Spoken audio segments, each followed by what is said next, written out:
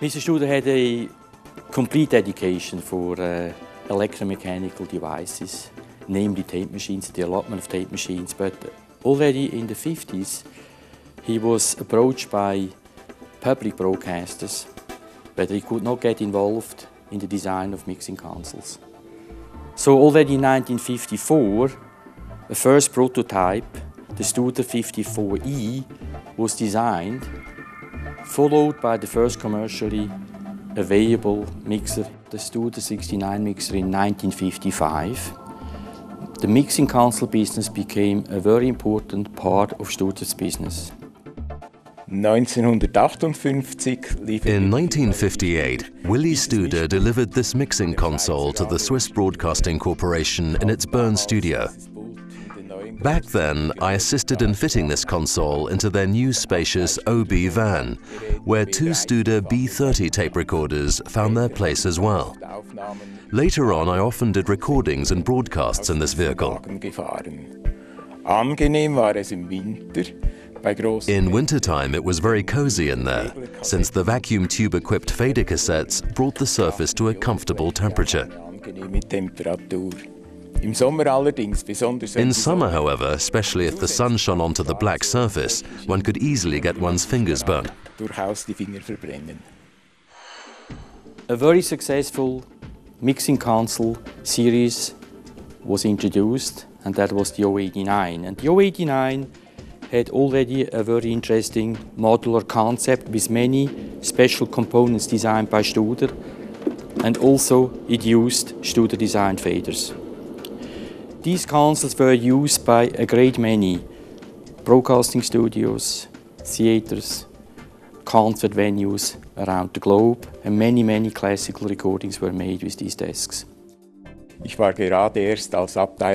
joined the company as head of mixing consoles and studio construction right when the development of the 089 series console was completed. It was no more possible to burn one's fingers on it, since the hot tubes had been replaced by cool transistors. Swiss Radio played a pioneering role with this console too, by ordering the first 10 units right away. The 089 console stood out with its high reliability and great rigidity. The massive aluminium cast frame resisted even the most demanding outside tasks. Due to its success, batch production was introduced quickly. During the best years, more than 100 consoles were sold annually. Quality and serviceability of Studer's product was always a very important ingredient of the design. But innovation was already very early on a tremendous factor in Studer engineering, which is very well shown here with this Studer designed quadro potentiometer, quadro panner, already used in the 70s on the 089 mixers for quadraphonic recordings. Soon after the introduction of the 089 series of consoles, the same technology was then also used in the larger frame consoles, the 189, 289 and 389 mixers from Studer. These large frame consoles already were highly customized and suited very well the applications in broadcasting around the globe, and the product was very well received indeed. Another important chapter in Studer's mixing console history was started when the 169 mixer, portable mixer, was introduced in 1976, which then was followed by the 269 mixer very shortly thereafter. Several thousand of these mixers have been installed around the globe and were used for portable applications like recordings, remote recordings, but also they were used in small recording studios or in video editing suites as sound mixers for video productions. In the late 70s, Studer introduced yet another portable mixer, the Studer 069, and this mixer was specifically made to cover sports events. It had a built-in telephone, so the commentator could get in contact with the studio. Then, in 1985, the very famous 169, 269 mixers were succeeded by the 961, 962 portable mixers, which were built all the way until the year 2007. The first console of the 900 series was launched in 1982. Thanks to two different frame sizes that could be combined in any order, consoles with 8 up to 64 input channels and 2 to 24 buses could be assembled according to the customer's demand. Apart from that, talkback, control and signaling circuits were individually developed. Special frame forms such as angled consoles or this console made for Rai with a monitor screen demanded for additional development work that usually paid off thanks to subsequent orders. At the end of the 80s, more than 50 consoles of the 900 series were used in Italy alone.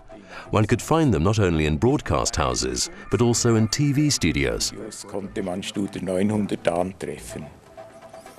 As a prime contractor, our company completely equipped several broadcast houses in Abu Dhabi in Northern Africa and in different other countries in the Middle East. Studer's studio engineering department delivered everything from microphones to loudspeakers, from editing desks to the master control room. This led to worldwide commercial success.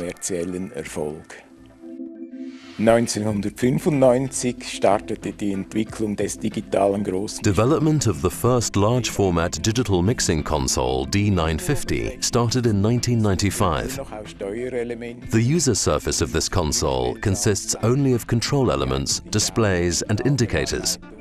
The audio signal processing is performed by a separate core equipped with input and output interfaces and the signal processor modules. This concept allows some significant advantages.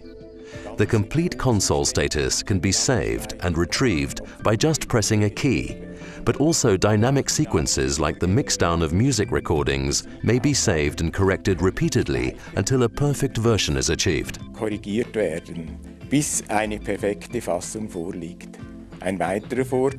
If needed, the core can be operated from different user surfaces optimized for a certain task.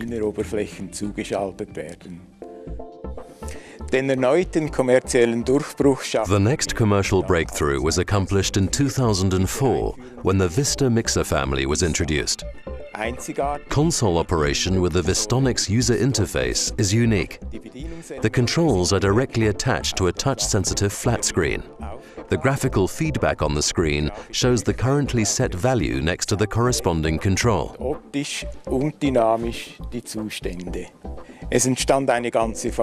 The design concept of the Vista family can be used for different applications, as in recording studios, theaters, for TV production, or even live PA systems. The continued development is a basis for further worldwide success. Thanks to new components, the core became more compact and powerful. As the basis for the Route 6000, it can also be used as a central routing and distribution center at the heart of radio and TV broadcast houses. In the late 80s and the 90s, private broadcasting was introduced in the world, and the way a console was operated in a radio station was changed drastically. Studer responded to these new needs with an On-Air 2000 digital mixing console, which boasted a new operating paradigm, and a touch and action operating concept was introduced, which proved to be extremely successful in the world market. More than 1,000 On-Air 2000 broadcast mixing consoles have been manufactured and found their way into radio stations worldwide. This successful model was later replaced and extended by On-Air 1000, On-Air 2500, and On-Air 3000. Millions of radio broadcasts in countless radio studios across the world are produced on our extremely reliable equipment. Thanks to the diversity of user-friendly and technologically leading products, Willy Studer's old dream of a studio engineering department remains true even today.